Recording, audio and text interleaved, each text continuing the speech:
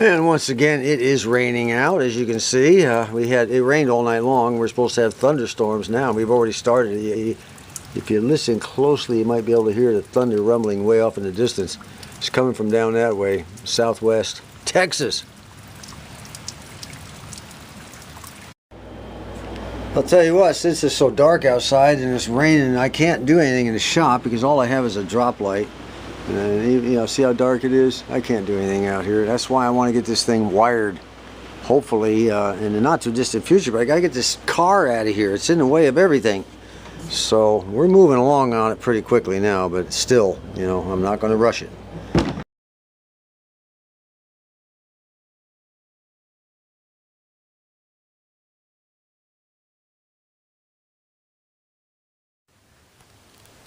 Alright, let's take a look at this sucker. There may not be a way to salvage them, I don't know. Right here you'll see where this nice shiny surface is. That's where the brake pad was sitting while the car, that's where the brake pad was located while the car was sitting for a few years.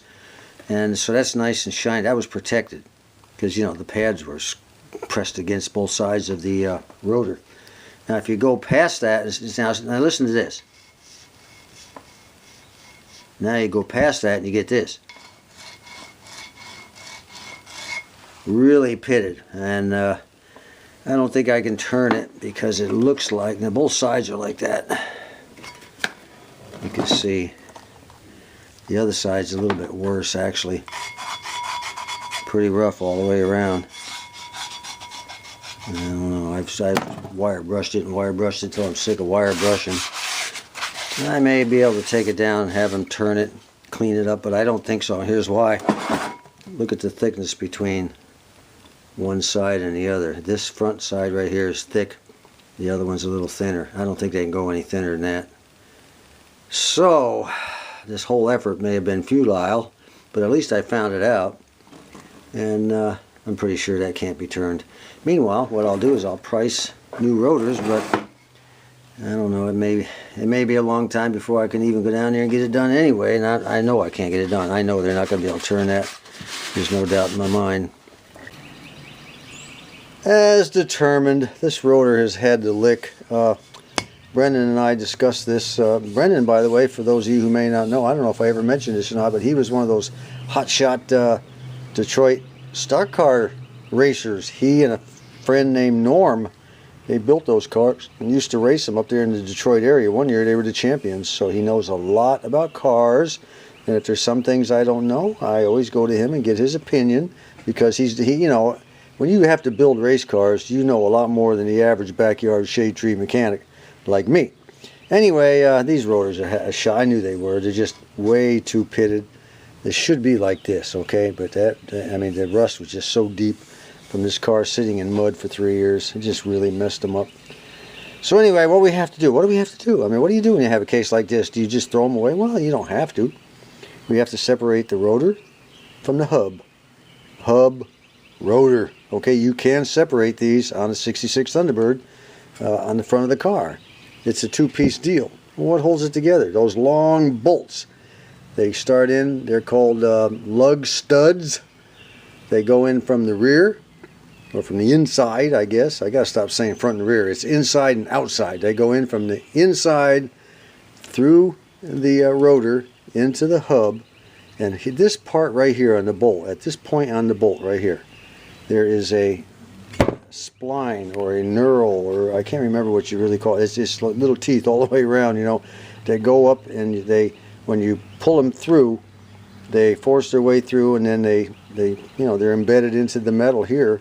You can drive them back out with a hammer, which is what we're going to be doing, and that will ultimately separate the rotor from the hub, and I'll show you that. And then so you hammer them out with a big hammer, and then you can go ahead and use an impact wrench to pull new ones back through, which I'll be buying. So I'll be buying new rotors and new lug studs. You can get them both on I'm going to get the lug studs on, I think it's Rock Auto.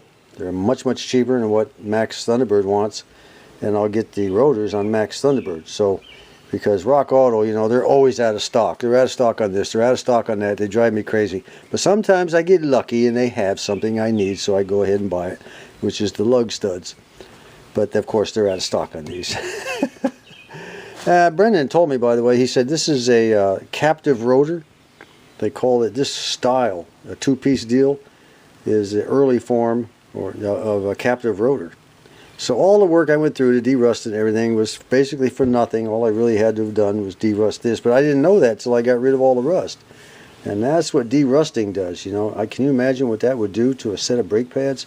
Just tear them right up. There'd be nothing left after, you know, after 10 miles. They'd be down to nothing, because this is a lot harder than those brake pads. Well, let's get it out in the shop, or out in the garage rather, and see if we can't at least drive one of these lug studs out. It's going to take a big hammer. Bang, bang, bang. This is kind of going to be cool because I don't care if I destroy them because I'm going to be buying new ones. Fun, fun, fun coming up. I'm going to try to knock these studs out with this hammer, this sledge right here, just by banging on them, because the only part that's holding it in is that splined or knurled area right there, just the thickness of this right here, which isn't very much. But I wanted to put a towel underneath it because I don't want to tear up my cement floor doing it. And I don't want to tear up what's left of it, of this in any way either, because you never know what could happen. So I'm just going to pound away, and well, I'll tell you what, why don't I just do it while you're watching? What the heck? I just got to be careful not to hit this right here. Now I do have enough room on the other side for the bolt to drop through, okay? So let's just get one done.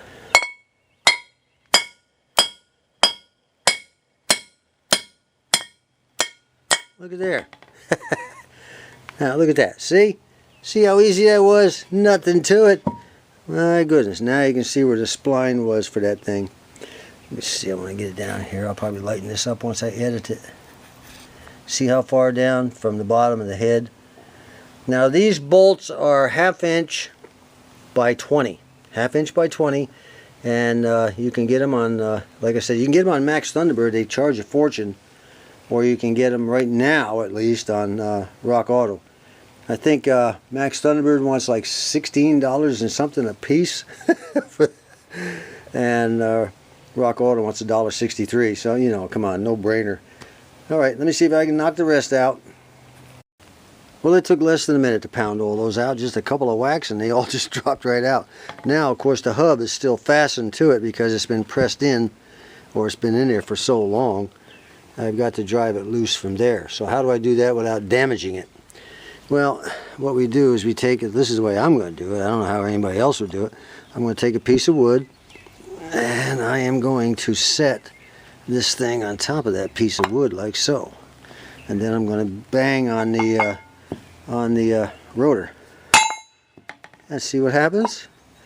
Comes right out. A job well done.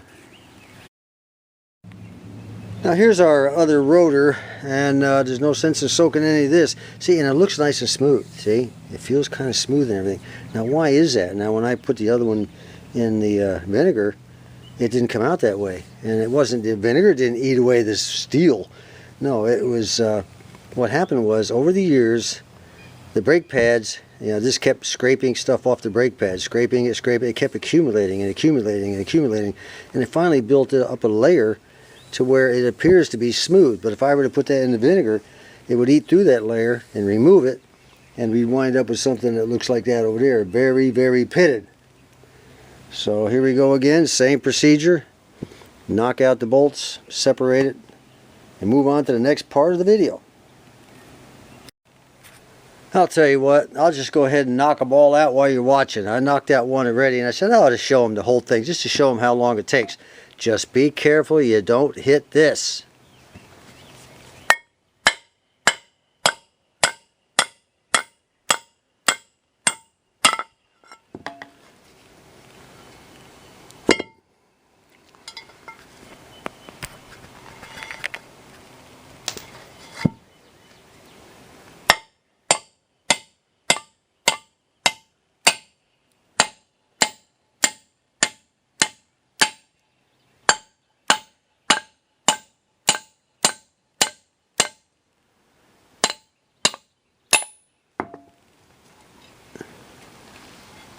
That's it. By the way, don't ever try to use these bolts over again. The knurled area has been flattened down completely when it came up through this hole right here.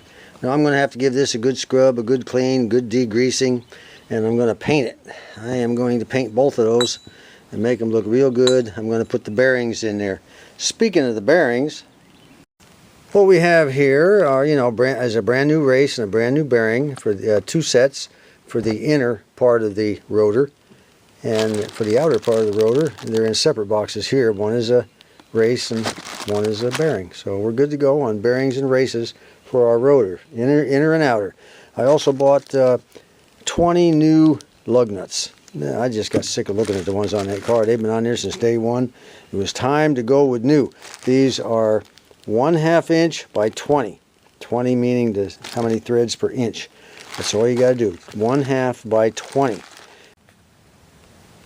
Now, one of our good subscribers, I didn't even know he was still a subscriber. I haven't heard from him in a couple of years. He just I guess he just pops in every 2 or 3 years to say hi. But he popped in the other day. His name is Kurt Eicherman. And I ran into him on the Antique Radio Forum years ago. And he just, came right on over to my channel.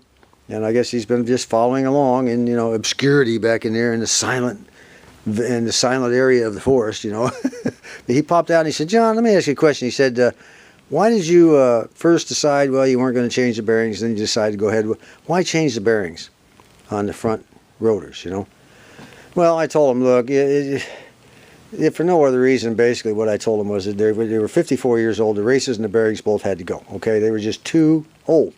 And it's a safety issue. Here's the way it is in my mind. That's why I'm working so hard on the safety aspect of this car. There's 2 things in every car that's the most important items as far as I'm concerned. One is the brakes, and the other is the steering.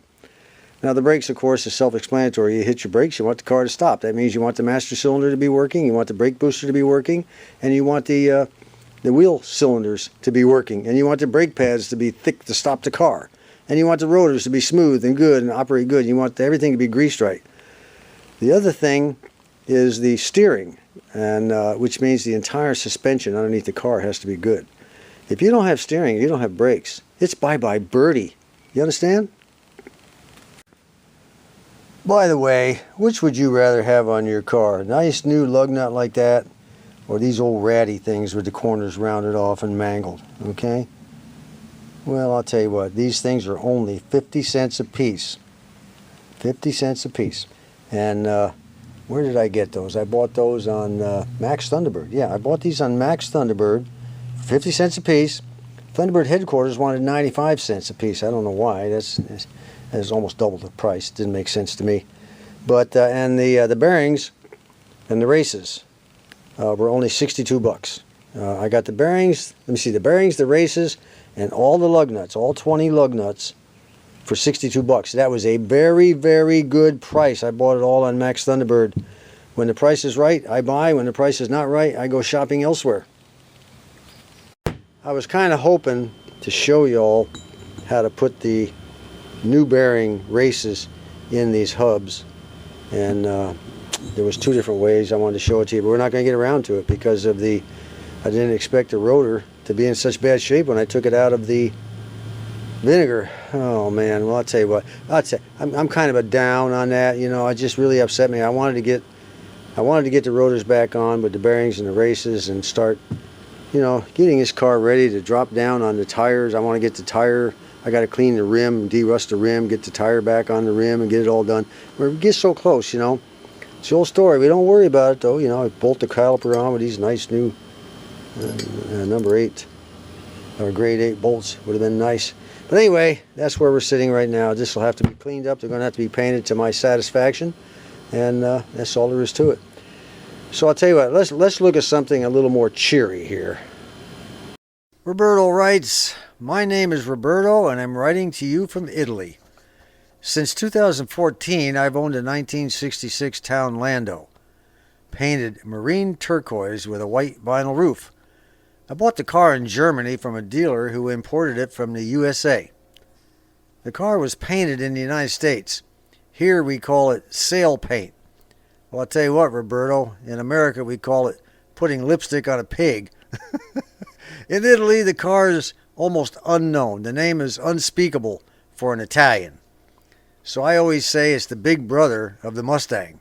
Since a Mustang will soon be on every corner in Europe, I definitely did not want one of those usual kind of U.S. cars, like the Mustang, the Challenger, or the Camaro, etc.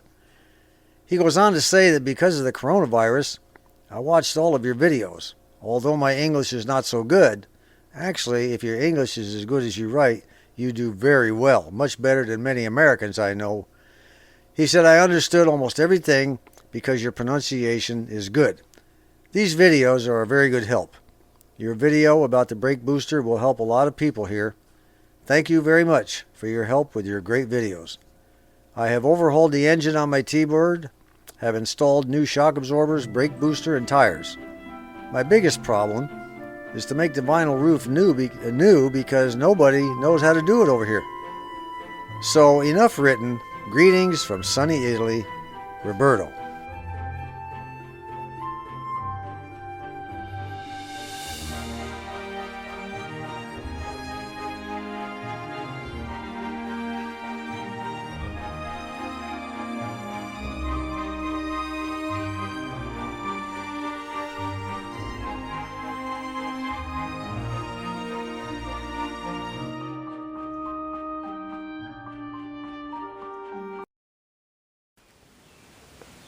Alright, let's wrap up the video with this. We are back to this bracket that holds that flexible brake line on the body of the car. This bracket will bolt to it, and I'm missing the one on the driver's side, so I'm going to have to make my own. I told you I was gelling it around in my mind, such as it is, a couple of videos ago. And for those that really may not have known what I was talking about, the brake line comes up, it goes through the bracket right here, through this silver end, and then this clip, which I don't have the clip pushed all the way down, but it will go all the way down, and it will hold it from going back out the other side. Well, what keeps it from coming this way? Well, it has its own little clip that it comes with, okay? That little horseshoe looking thing keeps it from going all the way through, and this thing here, once I push it all the way down, will keep it from going back. And then we just screw our metal brake line right into it. So I'm going to have to make a new one. So how am I going to do that? Well, I'm going to show you. I have a piece of 1/8 inch thick aluminum flat bars, 1 1/4 inches wide. I probably should have went with 1 1/2, but 1 1/4 is going to be just fine. This thing here, it's almost, see, there's a lip here that's bent up that doesn't do anything except give it strength. But you know, we don't need it quite that strong. This thing here is pretty strong in its own right. So running from the bottom of that lip over to there, we only have about that much difference in the width, okay? So that'll work. So what am I going to do? Well, I'm going to take this right here, and then I'm going to go ahead and mark the hole. You'll notice that one side of that hole is flat. It goes around, and then it goes straight. And that's the way it is on the end of this thing right here. It goes around, and then it goes straight. See the flat side? Right there. So that's the way it goes in. But, you know, for our purposes, I can't create that.